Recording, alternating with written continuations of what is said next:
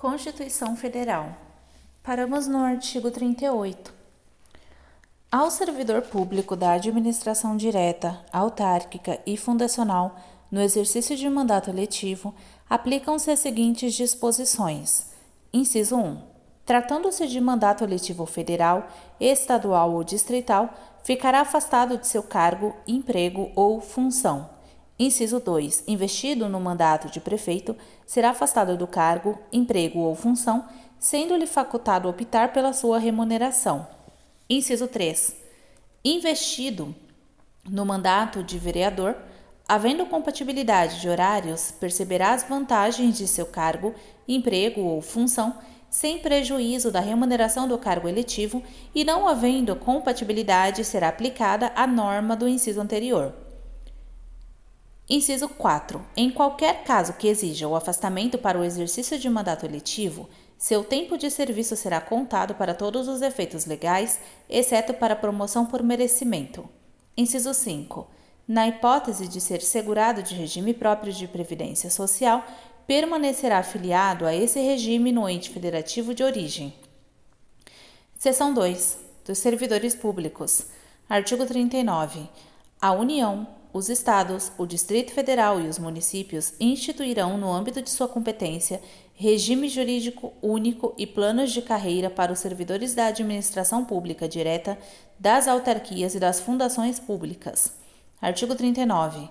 A União, os Estados, o Distrito Federal e os municípios instituirão um Conselho de Política de Administração e Remuneração de Pessoal, integrado por servidores designados pelos respectivos poderes. Parágrafo 1. A fixação dos padrões de vencimento e dos demais componentes do sistema remuneratório observará: Inciso 1. A natureza, o grau de responsabilidade e a complexidade dos cargos componentes de cada carreira. Inciso 2. Os requisitos para a investidura. Inciso 3. As peculiaridades dos cargos. Parágrafo 2. A União, os Estados e o Distrito Federal manterão escolas de governo para a formação e o aperfeiçoamento dos servidores públicos, constituindo-se a participação nos cursos um dos requisitos para a promoção na carreira, facultada para isso a celebração de convênios ou contratos entre os entes federados. Parágrafo 3. Aplica-se aos servidores ocupantes de cargo público o disposto no artigo 7, inciso 4, 7, 8, 9, 12, 13, 15, 16, 17, 18, 19, 20, 22 e 30, podendo a lei estabelecer requisitos diferenciados de admissão quando a natureza do cargo o exigir. Parágrafo 4. O membro do poder, o detentor de mandato eletivo, os ministros de Estado e os secretários estaduais e municipais serão remunerados exclusivamente por subsídio, fixado em parcela única, vedado o acréscimo de qualquer gratificação adicional, abono, prêmio, verba de representação ou outra espécie remuneratória, obedecido em qualquer caso o disposto no artigo 37, inciso 10 e inciso 11. Parágrafo 5. Lei da União, dos Estados, do Distrito Federal e dos municípios poderá estabelecer a relação entre a maior e a menor remuneração dos servidores públicos, obedecido em qualquer caso o disposto no artigo 37, inciso 11. Parágrafo 6. Os poderes executivo, legislativo e judiciário publicarão anualmente os valores do subsídio e da remuneração dos cargos e empregos públicos. Parágrafo 7. Lei da União, dos Estados, do Distrito Federal e dos municípios disciplinará a aplicação de recursos orçamentários provenientes da economia com despesas correntes em cada órgão, autarquia e fundação para aplicação no desenvolvimento de programas de qualidade e produtividade, treinamento e desenvolvimento, modernização, reaparelhamento e racionalização do serviço público, inclusive sob a forma de adicional ou prêmio de produtividade. Parágrafo 8. A remuneração dos servidores públicos organizados em carreira poderá ser fixada nos termos do parágrafo 4. Parágrafo 9. É vedada a incorporação de vantagens de caráter temporário ou vinculadas ao exercício de função de confiança ou de cargo em comissão à remuneração do cargo efetivo. Artigo 40. O regime próprio de previdência social dos servidores titulares de cargos efetivos terá caráter contributivo e solidário mediante contribuição do respectivo ente federativo de servidores ativos, de aposentados e de pensionistas, observados critérios que preservem o equilíbrio financeiro e atuarial. Parágrafo 1. O servidor abrangido por regime próprio de previdência social será aposentado, inciso 1, por incapacidade permanente para o trabalho no cargo em que estiver investido quando insuscetível de readaptação, hipótese em que será obrigatória a realização de avaliações periódicas para verificação da continuidade das condições que ensejaram a concessão da aposentadoria na forma de lei do respectivo ente federativo. Inciso 2. Compulsoriamente com proventos proporcionais ao tempo de contribuição aos 70 anos de idade ou aos 75 anos de idade na forma de lei complementar. Inciso 3. No âmbito da União, aos 62 anos de idade, se mulher, e aos 65 anos de idade, se homem, e no âmbito dos estados, do Distrito Federal e dos municípios, na idade mínima estabelecida mediante emenda às respectivas constituições e leis orgânicas, observados o tempo de contribuição e os demais requisitos estabelecidos em lei complementar do respectivo ente federativo. Parágrafo 2. Os proventos de aposentadoria não poderão ser inferiores ao valor mínimo a que se refere o parágrafo 2 do artigo 201 ou superiores ao limite máximo estabelecido para o regime geral de previdência social, observado o disposto nos parágrafos 14 a 16. Parágrafo 3. As regras para cálculo de proventos de aposentadoria serão disciplinadas em lei do respectivo ente federativo. Parágrafo 4. É vedada a adoção de requisitos ou critérios diferenciados para concessão de benefícios em regime próprio de previdência social, ressalvado o disposto nos parágrafos 4A, 4B, 4C e 5. Parágrafo 4A.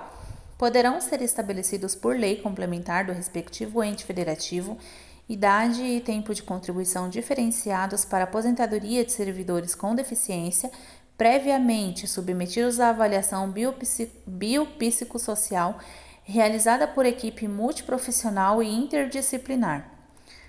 Parágrafo 4b. Poderão ser estabelecidos por lei complementar do respectivo ente federativo idade e tempo de contribuição diferenciados para aposentadoria de ocupantes do cargo de agente penitenciário, de agente socioeducativo ou de policial dos órgãos de que tratam o inciso 4 do caput do artigo 51, o inciso 13 do caput do artigo 52 e os incisos 1 a 4 do caput do artigo 144.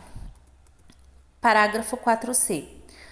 Poderão ser estabelecidos por lei complementar do respectivo ente federativo idade e tempo de contribuição diferenciados para aposentadoria de servidores cujas atividades sejam exercidas com efetiva exposição a agentes químicos, físicos e biológicos prejudiciais à saúde ou associação desses agentes, vedada a caracterização por categoria profissional ou ocupação.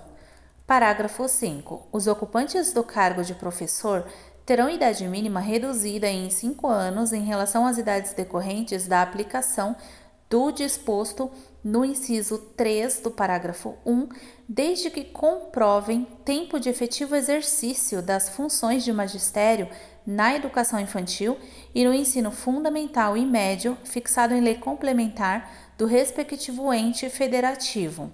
Parágrafo 6. Ressalvadas as aposentadorias decorrentes dos cargos acumuláveis na forma desta Constituição, é vedada a percepção de mais de uma aposentadoria à conta de regime próprio de previdência social, aplicando-se outras vedações, regras e condições para a acumulação de benefícios previdenciários estabelecidas no regime geral de previdência social. Parágrafo 7. Observado o disposto no parágrafo 2 do artigo 201, quando se tratar da única fonte de renda formal oferida pelo dependente, O benefício de pensão por morte será concedido nos termos de lei do respectivo ente federativo, a qual tratará de forma diferenciada a hipótese de morte dos servidores de que trata o parágrafo 4b, decorrente de agressão sofrida no exercício ou em razão da função. Parágrafo 8. É assegurado o reajustamento dos benefícios para preservar-lhes, em caráter permanente, o valor real, conforme critérios estabelecidos em lei. Parágrafo 9. O tempo de contribuição federal, estadual, distrital ou municipal será contado para fins de aposentadoria, observado o disposto nos parágrafos 9 e 9A do artigo 201, e o tempo de serviço correspondente será contado para fins de disponibilidade. Parágrafo 10. A lei não poderá estabelecer qualquer forma de contagem de tempo de contribuição fictício. Parágrafo 11. Aplica-se o limite fixado no artigo 37, inciso 11, à soma total dos proventos de inatividade, inclusive quando decorrentes da acumulação de cargos ou empregos públicos, bem como de outras atividades sujeitas à contribuição para o regime geral de previdência social e ao montante resultante da adição de proventos de inatividade com remuneração de cargo acumulável na forma desta Constituição. Cargo em comissão declarado em lei de livre nomeação e exoneração e de cargo eletivo. Parágrafo 12. Além do disposto neste artigo, serão observados em regime próprio de previdência social, no que couber, os requisitos e critérios fixados para o regime geral de previdência social. Parágrafo 13. Aplica-se ao agente público ocupante exclusivamente de cargo em comissão, declarado em lei de livre nomeação e exoneração, de outro cargo temporário, inclusive em mandato eletivo ou de emprego público, o regime geral de previdência social. Parágrafo 14. A União, os Estados, o Distrito Federal e os municípios instituirão por lei de iniciativa do respectivo Poder Executivo regime de previdência complementar para servidores públicos ocupantes de cargo efetivo, observado o limite máximo dos benefícios do regime geral de previdência social para o valor das aposentadorias e das pensões em regime próprio de previdência social, ressalvado o disposto no parágrafo 16. Parágrafo 15. O regime de previdência complementar de que trata o parágrafo 14 oferecerá plano de benefícios somente na modalidade contribuição definida. Observará o disposto no artigo 202 e será efetivado por intermédio de entidade fechada de previdência complementar ou de entidade aberta de previdência complementar ou de atividade parágrafo 15. O regime de previdência complementar de que trata o parágrafo 14 oferecerá plano de benefícios somente na modalidade contribuição definida. Observará o disposto no artigo 202 e será efetivado por intermédio de entidade fechada de previdência complementar ou de entidade aberta de previdência complementar.